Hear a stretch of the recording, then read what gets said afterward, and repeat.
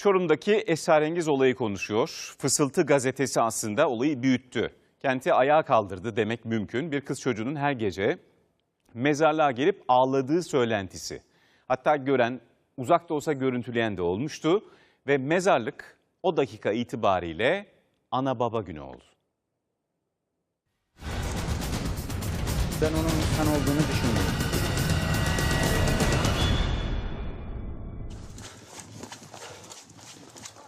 Kız gel buraya. Gel buraya gel. Ekipler gece yarısı mezarlıkta gezen siyah elbiseli kız için harekete geçti. Ama o bu kez mezarlığa gelmedi. Esrarengiz olayla ilgili sır perdesi gizemini koruyor. Ne olduğunu tam kesin bilemiyoruz. Ben onun insan olduğunu düşünmüyorum. Cin mi peri mi?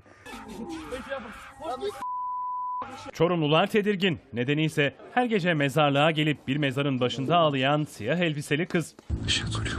Konuşuyor. Kızıyor. Işık kuruyor. Gördün mü? İşte delidir abi ya.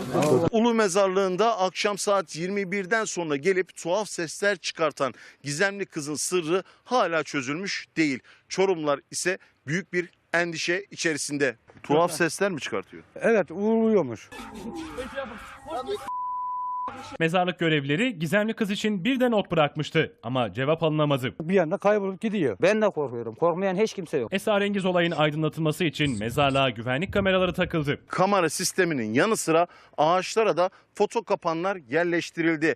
Burada bir hareketlilik olursa işte bu foto kapanlar anında görüntüyü yakalayabilecek. Tüm hazırlıklar karanlıkta sırra kadem basan gizemli kız içindi. Ama o bu kez mezarlığa gelmedi. Gizem dolu olayın sırrını ise güvenlik kameraları çözecek.